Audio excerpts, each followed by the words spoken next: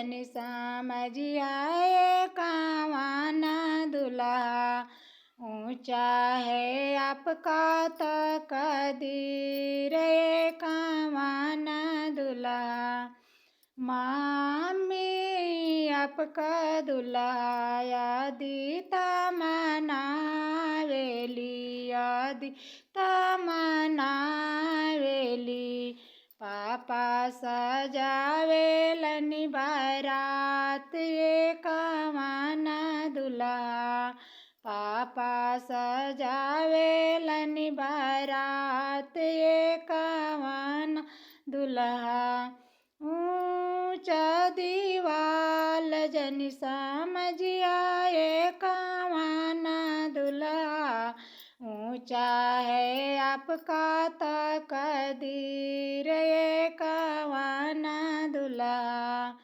Aunty तुम्हारे दुल्हा यादी तमनावेली, यादी तमनावेली। अंकल सजावेलनि बारात ये कावाना दुल्हा। अंकल सजावेलनि बारात ये कावाना दुल्हा। ऊंचा दीवाल जन समझिया ये कावाना दुल्हा। ऊंचा है आपका तकदीर ये कावाना दुल्हा। भाभी आपके दुल्हा यादी तमनावेली, यादी तमनावेली।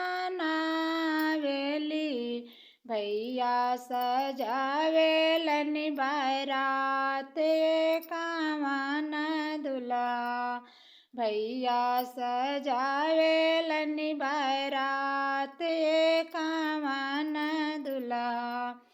ऊंचा दीवाल जन समझिया ये कावाना दुल्हा।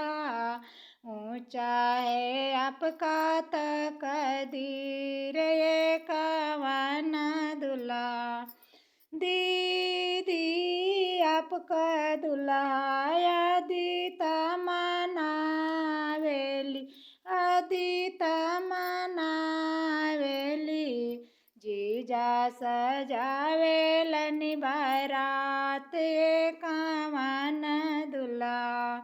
जीजा सजावेलनि बारात ये कावाना दुल्हा। ऊंचा दीवाल जन समझिया ये कावाना दुल्हा।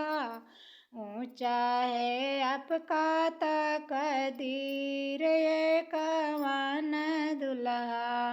ऊंचा है आपका तकदीर।